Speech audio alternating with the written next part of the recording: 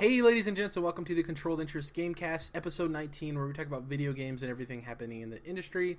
As always, I'm joined by Jordan. How's it going? Hola, mi amigos! And Dominic. What's up? So, another week, more video games that we've played. Getting right into it, I completed Inside, which, you know, a lot of people were talking about this being a 10 out of 10 masterpiece and, you know, Game of the Year contender, which is crazy for an indie game. We already have The Witness kind of in that situation. Inside's fantastic. I don't want to get into it too much because both Jordan and Dom are looking into getting it and playing through it. It's not a very long game. But yeah, I would say right now it holds the number one place for Game of the Year for me, personally. I said that last week that if I more than likely will be my Game of the Year over passing Doom. And after I finished the game, went through, got the secret ending, and just like gestated on it a little bit more, it definitely is my Game of the Year, and we'll obviously get into that when both of them have played the game. Plenty to talk about there. I also played Costume Quest 2, which is a sequel to Double Fine's Costume Quest. I didn't know what to get out of this game. It was a Games with Gold a while back. And I was just in one of those moods, you guys have probably been in it, where like you didn't want to play something super meaty, so you're like, oh, let me see what I have that I haven't played yet. So I was like, oh, I have Costume Quest. So I clicked on it, started playing it. Really cool. It's a turn-based RPG. You're these three little kids that wear costumes for Halloween, and you evolve. So, like, they're wearing, like, a pterodactyl costume, but then once you go into battle, they turn to an actual pterodactyl, which is pretty cool. And there's a whole subplot of, like, this guy wanting to get rid of Halloween. Nothing you've never seen before, but the mechanics are really cool. The game's fun. It's, like, small little hub worlds that you explore and fight. And there's a little bit of puzzle solving. It's just a really cool game. I finished it. It was about maybe... My playthrough was 7.5 hours, but I was very collectible-y, so I was going around, going through every nook and cranny. If you're just playing through it normally, you could probably get through in maybe 5 hours. And then I also played Shadow Complex, which is a 2D side-scroller that a lot of people loved. It's available on backwards compatibility. I've had it for a while. Never got around to playing it. I'm about an hour and a half in. It's cool. It's very Metroidvania. It's a very fun game. It's weird playing a Metroidvania game where you can actually shoot a gun. Because I'm used to obviously having a sword or something like that. I guess Metroid has a gun, but you know what I mean, like an actual like pistol or assault rifle or something. Game's cool though. I've also been playing Overwatch, which isn't a surprise, or Smite, but yeah, I've been on a huge like 2D kick. And then Costume Quest was a huge surprise for me out of nowhere. So what about you guys? So, you were talking about bite-sized experiences, and I've been doing that a lot recently, just because, you know, playing these games like Witcher and Persona and all that, these long-ass RPGs, you get to feeling like, not that you aren't getting anywhere, but it's nice to finish a game sometimes, and complete that experience and move on to something else, and it's also nice... Like I said, to move on to something else and be like, oh, I get to pick a new game now and refresh myself. So I mentioned last week that I had played through God of War Chains of Olympus, going back through that series to get ready for God of War, which was like a 6-hour experience, so that was great. And then this week, I kind of went ham, dude. I played a lot of stuff, so I won't go too deep into all of them. But one of the big ones, I played through Season 1 of Telltale's Game of Thrones. Awesome. I still need the last 2 episodes, so I'm interested to see. Dude, how you liked it. So real quick, I want to give some impressions on this game. I'll probably be reviewing it for the site here in the next week or so, but yeah, so we talked about how awesome the mid-year sale was on PSN. I got like $110 worth of Telltale games in their bundle for like $22. So I was super happy with that, and this was one of them. And yeah, it's 6 episodes. And first, I want to get the negatives out of the way. It looks pretty fucking bad. It looks like some of the character animations are so terrible they actually look like they're from the PS2 generation. So I feel like all their games have that problem, but the difference here is like they're supposed to be recognizable characters. You know, they're actual actresses and actors. Yes. So like you have that dissonance of like that looks nothing like Peter Dinklage, or his animations look goofy. I kind of got that vibe from it too. But for like The Walking Dead, it's not really an issue. Yeah. Right, exactly. Walking Dead, you know, I'll get to that in a second, but they're basing that off of the art style of the comic book, so it makes a lot more sense in that situation. But with this one, yeah, like you're saying, they don't look right. The animations are so stilted, and it's just like looks pretty damn bad. And then I went back once I completed that one and started playing season 1 of Walking Dead, which is a remaster on the PS4 from the PS3, and that game looks way better. It's way more clean. It's like the animations are still pretty stilted and janky, just because that's how Telltale is, I guess. But it wasn't nearly as bad. Like, there's this weird effect. It almost looks like a heat wave effect in Game of Thrones, where like all the edges of things in the environment are like crinkly and kind of glitchy in a weird way, like the air above a grill. Exactly. And it doesn't look right, and that wasn't in Walking Dead. I've never seen that in a Telltale game before, and it looks terrible. It almost looks like a watercolor painting style, but they didn't actually mean to do that, and so it just looks bad.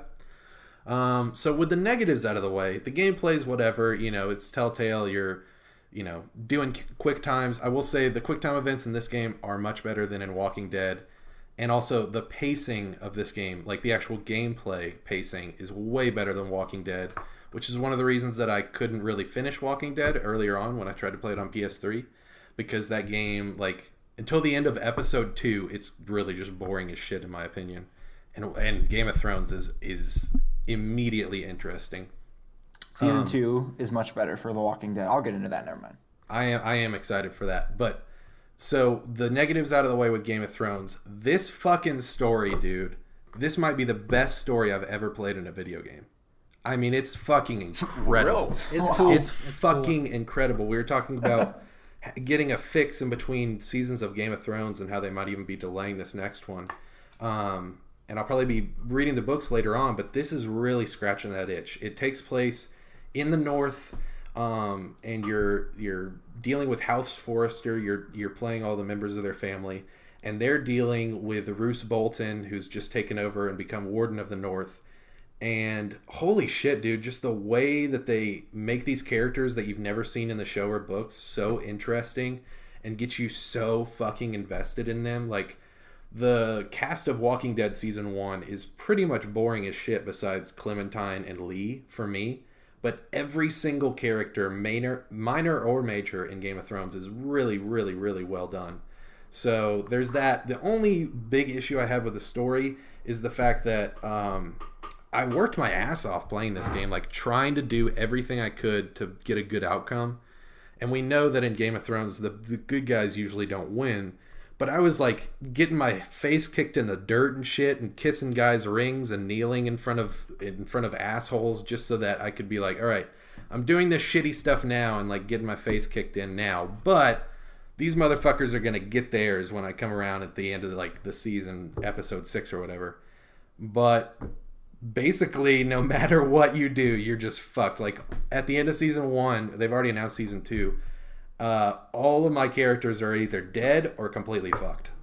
Well, I don't want to spoil it for people who haven't played it yet, but the way the first episode of that series opens is like, oh, this is Game of Thrones, Yep. Yeah. Yeah, I was like, oh yeah, I'm playing a Game of Thrones game, So yeah. I was like, yeah, so, I don't want to spoil it. You got me excited. I'm gonna have to buy this now, Jordan. Dude, I'm telling you, it's amazing. Yeah. Well, one question: is this cross-buy on Vita? I don't even think they made it for Vita. So I think only like the Walking Dead. Walking Dead season 2, I think, is the last Telltale on Vita. Maybe Wolf Among Us. I don't know. You can maybe remote play it. Yeah, you can totally remote play it. Perfect game for remote play. It is, and especially the visuals will look better on Vita, which would be nice. But apparently, I went online after I finished the game and was looking at all these forum posts and looking at like, what's the best ending? What are the best choices? And apparently, like, you can't fucking win this game. Like, you're fucked either way. Anything you do, you're just totally screwed. So I don't like that because, I want there to be a way, not where I'm just like, all the good guys win and all the bad guys die, but something where I don't feel like I just totally got screwed. So that's what these games have to do.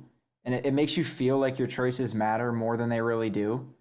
But they have to keep at least some of the cast consistent, because otherwise they're going to have to make 10 different stories from if you use your old save point or whatever. So yeah, there's kind of that feeling of like, okay, well, when you're done and you look up the other possible endings and they're not that different, like, oh, okay. Yeah, it kind of sucks, but I was looking at one website that was saying, Telltale is an independent studio. These aren't really AAA games like maybe Until Dawn or Heavy Rain in the same genre. Like, they can't have all these veritable outcomes because they would have to write like 4 games. So Exactly. I also don't think they had the same hand in the Game of Thrones series that Skybound has in The Walking Dead, and that WB or DC is going to have in the Batman series. I don't think there was as much of people from Game of Thrones being like, we'll help you guys make this a true Game of Thrones experience, which is fantastic for as good as it came out. That's surprising, as far as like the story. So yeah, I agree. So yeah, obviously that was a really long one. I won't go so long on these others. But yeah, I played episodes 1 through 3, Walking Dead. I'm getting more into it. Like I said, it was tough for me to get through it the first time I tried, but I'm realizing, like, obviously Telltale had games before Walking Dead, but this was kind of their breakthrough. So maybe give them a little bit of leeway, because obviously they've gotten better since then with Game of Thrones and the other stuff. Then I beat Bastion on Vita. awesome. So I'm going to review that as well. And then I played a crap ton of Gravity Rush on Vita, which that may be my favorite Vita game. It's an awesome action-adventure RPG with really great superhero combat mechanics. The flying is fun as shit. A lot of people talk about how it's hard to get the mechanics down with it, because it's kind of like weird to be like, it's Gravity Rush, so you're jumping up in the air, and then you're like, you don't have full and complete control over your character like you would in, say, Infamous or Sunset Overdrive, but you do have a lot of control once you get the hang of it, and I really started loving it. So probably like a little over halfway through with that. It's a pretty meaty, for being an open world RPG on the Vita, it's pretty fucking meaty, and I gotta say, Studio Japan really outdid themselves there. I can't wait for Gravity Rush 2 on PS4. And then finally, a big one here is Downwell. I got this. It's a $5 cross-buy game on PS4 and Vita. I got this after watching a kind of funny Let's Play with Colin Moriarty, where he just kind of went through it and talked about why he liked it. And basically, it's just an old-school looking 8-bit game where you jump down well, obviously, and you shoot bullets out of your feet, and so you're trying to kill things below you, and they're floating around and trying to hit you and kill you. And really just like classic old school action, arcadey feel. It's really beautiful, even though it's 8-bit, and it's just one of those smaller indie titles that has such great arcade action that you're just constantly trying to go for that high score because you want it so bad. So yes, a very long list for me this week, but played a shit ton of games, and I had a blast with video games this week. The one thing I didn't hear is Persona 3. Yeah. We'll get to that at the end of the show. Okay. So we're going to be hopping into the news. Quite a bit of news. Whoa. I feel bad because I just Sorry. talked for like 15 minutes. I forgot you haven't even said what you played, Dom. It took forever. My bad. Sorry. Go ahead. So I have a shorter list this week. I finished up Walking Dead Season 2, and it was absolutely phenomenal. I loved it a lot. Did you carry your save over from Season 1? No, for some reason, I played both on Steam, but since I switched computers, I guess, somehow my save got lost. So yeah, I started fresh. PC Master Race. Yeah, I don't... Ouch. I was sure that it would go across, but I don't know That what I did. sucks. Anyway. That sucks. Are you on the same Steam account? Yeah. Weird, right? Yeah. That sucks. But yeah, it was much better than Season 1. A lot of the issues you mentioned, Jordan, I feel like those are solved in Season 2. They feel like growing pains. Yeah, and Telltale. it does some really cool things, and your choices towards the end really matter in different ways. And there actually is a point where you, depending on how you finish Season 2, will affect, presumably, how Season 3 starts, unless they kind of like kill everyone that you had left, or start, try to start fresh by default, unless they do something like that. But it should be, you get to make a really big choice at the end, and I was like, I couldn't. I was like, what do I do? It was like the most tense moment of decision making in my like. Those are the parts I crave in these Telltale games. It was awesome. And then I very much regretted what I did too, but I still like stuck with it. I wasn't, I'm not gonna go load up an old save or do it. I was like, you know what? That's what I did in the moment, and that's what I would have done if it were me. And just, I don't know. I just like the way realistic. it made me feel. Yeah. Like you can't rewind. You can't go back to an old save file in real life. Exactly. So other than that, I played maybe about an hour of Dragon's Dogma. Okay. I think I'm really going to like it. It's not the prettiest looking game anymore because it's a little bit old, even on PC. But it's just the climbing mechanic where you're fighting these huge, awesome, giant monsters, and you're just climbing all over them, like grabbing their tail and climbing up their back, and all the while, smashing them with your sword. It's just a lot of fun. It feels kind of like a fast-paced Dark Souls, maybe a little bit more action-y. I like. Yeah, it's really cool so far. So I think I'm really going to get into it. Yeah. Is that everything? Yeah, that's all. Okay, we're going to be hopping into the news now. That was a meaty what we've been playing segment. It's good to know that everyone's been playing quite a bit. So the first story here probably affects Dom the most out of all three of us. It's over at Gamasutra. It's by Alex Waro, and he writes, VR experiences are best when they're brief, says Sony boss. And this is a quote from Sony's Andrew House, or Andy House as he's being called now. I've been very vocal that I tend to believe this generation of VR lends itself more to short-form content than perhaps it does to long-form experiences. I don't see that as a deficit or a negative. So yeah, this is basically saying, that it seems like Sony's going more for the quote-unquote experiences like the Batman VR as opposed to the Resident Evil 7 kind of thing where, post-development you make it compatible with VR and stuff like that. So for me, and we'll get your guys' opinions. For me, somebody who already isn't super interested in VR, period, this kind of confirms it for me. I don't really feel like buying, what is it, $399, right, for VR, PSVR? Yes. Without the you need a camera. PlayStation. Well, yeah, this is like saying, like, I'm just referencing it if I did have a PlayStation, but like, for me, paying $400 for something where I'm only going to have like hour experiences, it kind of seems like it's the same reason I didn't buy the Wii, it's just like the gimmick of the motion controls. This is obviously VR. I don't really feel that making $400 of a purchase for short experiences is value to me. So yeah, and this is weird that this is the route they're taking, but at least he's honest about it. So what do you guys think about this? So I think it's mostly because there's going to be like safety concerns. Like if you guys remember when the Wii came out and everyone was having a fuss about, people are throwing their remotes. Yeah. So then it's like, make sure you put the wrist strap on every time you boot the system up. So even that little thing was like a huge deal, or huge in some context. But so just imagine how big a deal it is for, one, you're completely sensory deprived. So you might run into other people or do whatever, swing your arm and smack somebody or whatever. Or, I'm sure there's going to be issues that arise where like people have like seizures or, like maybe they have to like be really strong on their like safety precautions when they put this thing out there. And, then there's the whole thing of, well, if you sit in this helmet for, 10 hours at a time, like you're going to completely lose track of reality and you're not even going to hardly be a human eventually, right? It's going to fuck with your head. So there's all those sorts of issues that I think play into it. But then I think there's also a technical aspect where smaller experiences are easier to develop given the hardware limitations of the PS4 and VR, right? I think that's a big part of it too. Because, I mean, if you try to put Fallout in PSVR, like it's just not going to work. But if you try to put a single town from Fallout in PSVR, then it's a little more reasonable or a linear experience. It's easier to develop around the hardware, I would imagine. So I think that's why. And I'd prefer like longer stuff too, but I get it, and I think this was the right choice. But ultimately, unfortunately, it's going to turn a lot of people off. I think it's also profit margin. I think maybe they don't know how well PSVR is going to do.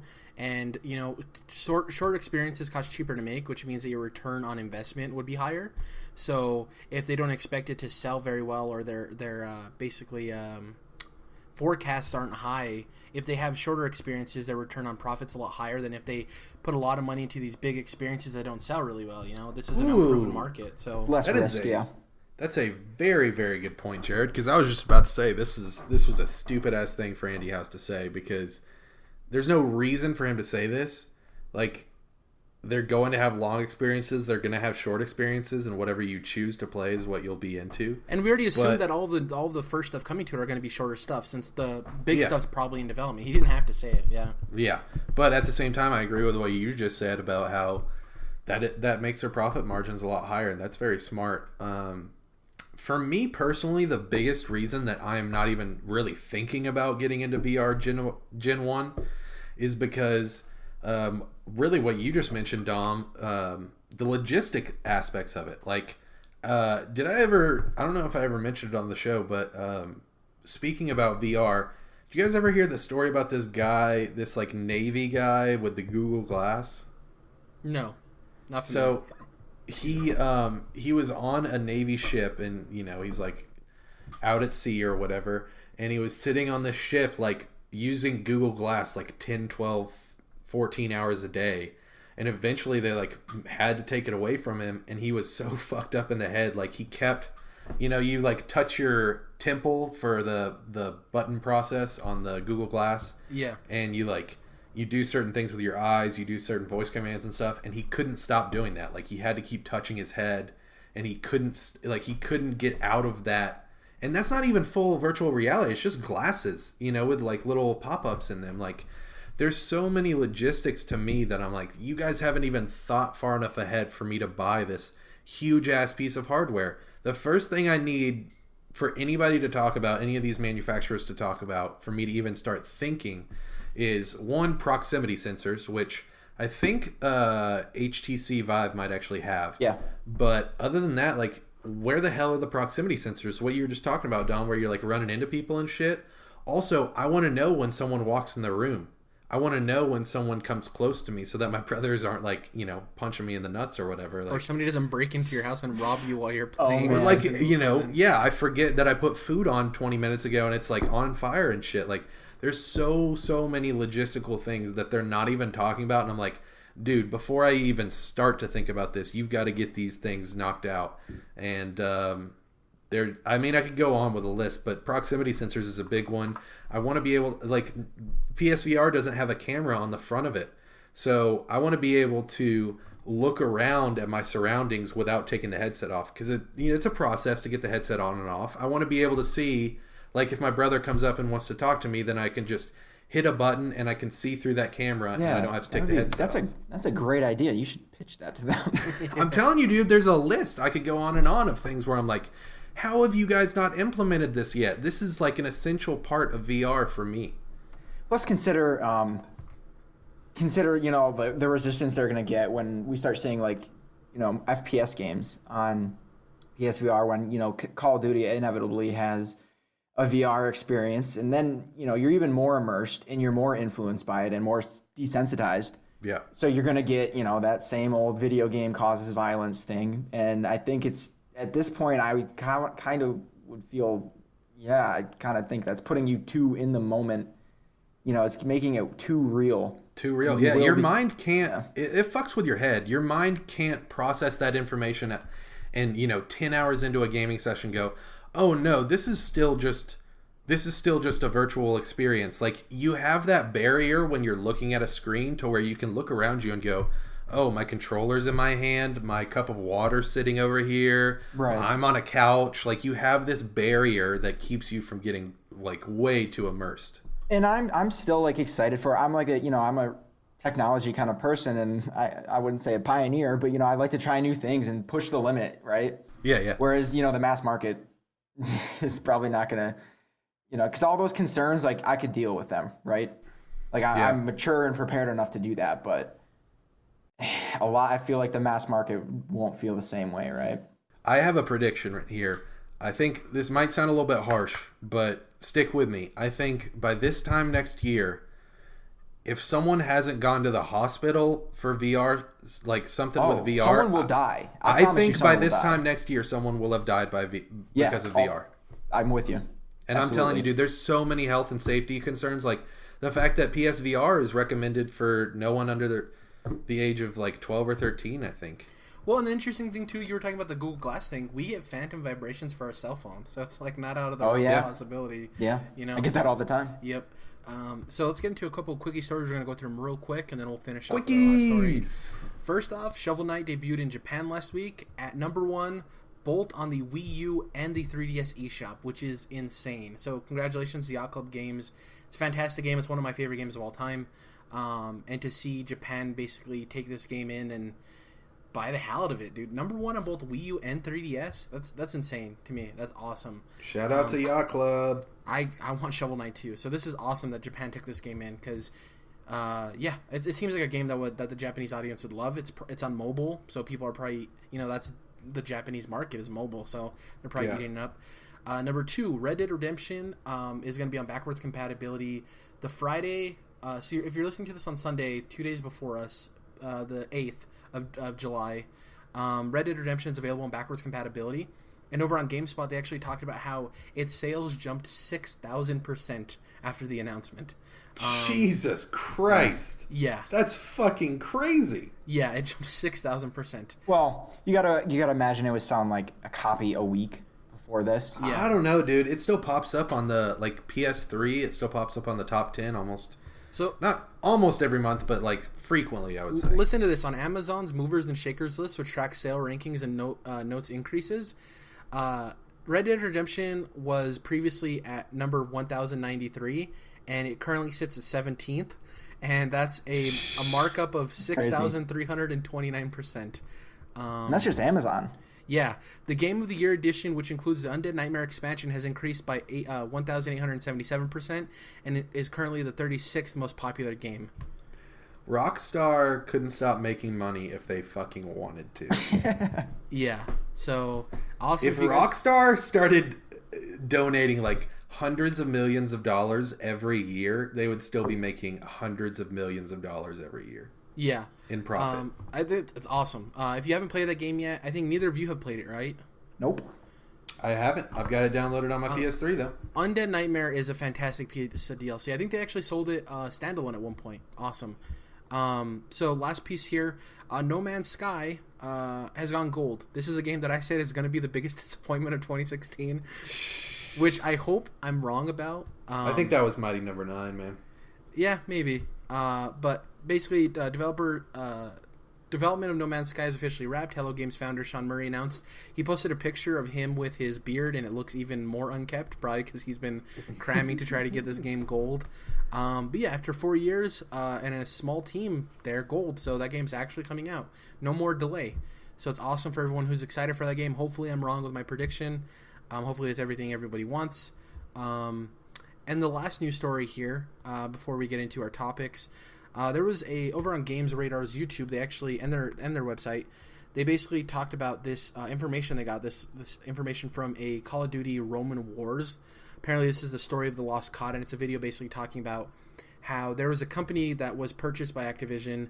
Vicarious Visions. Yes. Shout out to them, dude. I loved their games. And basically, there was an arms race that Call of Duty or Activision put out for a Call of Duty game, where a lot of their studios that hadn't really worked on a Call of Duty game, they told all of them that, including this company that they recently purchased, give us a prototype of your idea for a Call of Duty game, and whatever one is the best, we'll go forward with that.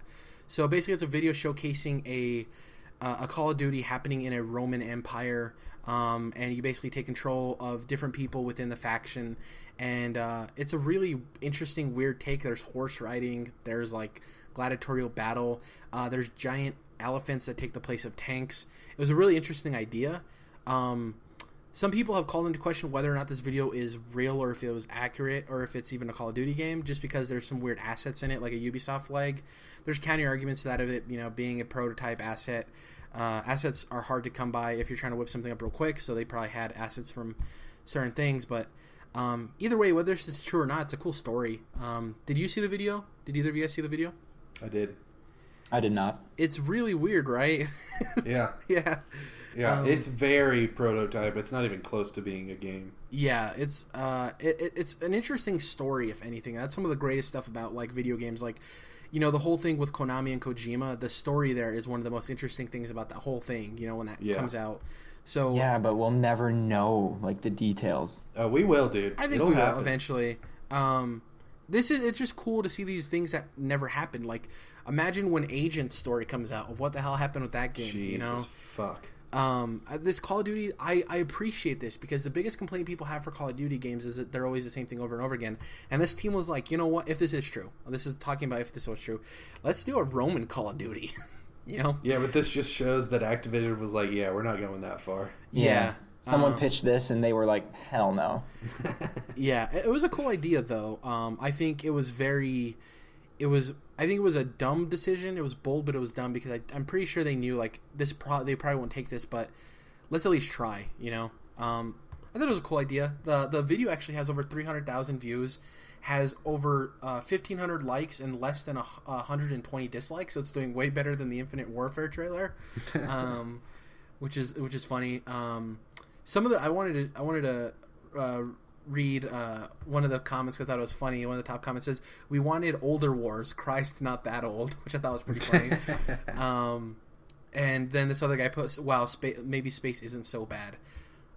Yeah, I just thought it was an interesting story to talk about. It's cool when you find out that these things existed and we never knew about them. You know, games that are canceled or never came to light, or just prototype ideas. Like, I would watch a 2-hour documentary about all the games that were basically pitched but never happened. I would love that.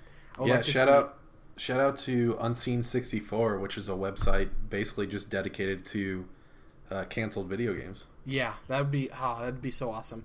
Check that out, man. Yeah, I will, definitely.